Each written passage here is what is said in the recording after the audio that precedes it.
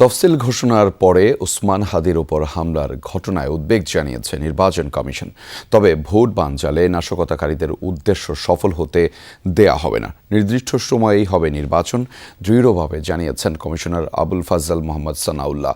বলেন, চোরাগুপ্তা হামলার শঙ্কা থাকলেও তা প্রতিহত করতে আইনশৃঙ্খলা বাহিনীর শক্ত অবস্থান রয়েছে। দলগুলোকে দোষারোপের রাজনীতি পরিহারে আহ্বান জানিয়েছেন তিনি।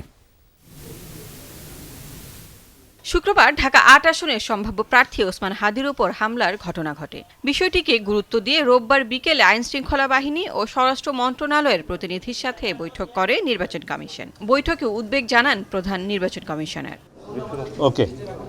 বৈঠক শেষে ব্রিফ করেন কমিশনার আবুল ফজল মোহাম্মদ সানাউল্লাহ। বলেন, নির্বাচন বানচাল ও ভয়ের পরিবেশ সৃষ্টি করাই নাশকতাকারীদের উদ্দেশ্য, কিন্তু কোনোভাবেই সেই উদ্দেশ্য সফল হতে দেয়া হবে না, নির্দিষ্ট সময়ই হবে নির্বাচন। যে চোরাগুপ্তা হামলার সম্ভাবনা, আমরা এগুলোকে উড়িয়ে দিচ্ছি না, সামনেও যে এটা সম্ভাবনা নাই তাও বলছি না।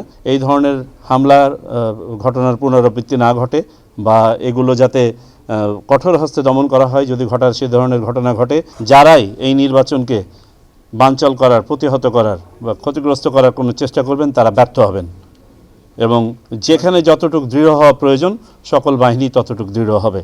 জানান, শীর্ষ সন্ত্রাসী ও জামিনে থাকা আওয়ামী লীগ নেতাকর্মীদের ব্যাপারে বিশেষ সতর্কতা অবলম্বন করতে নির্দেশ দেওয়া হয়েছে। কারেন্টলি আমাদের সহযোগী সেজেই কিন্তু আমাদের ভিতরে নাশকতাকারীরা, অনুপ্রবেশকারীরা থাকতে পারে, তো সবারই সতর্কতা প্রয়োজন আছে।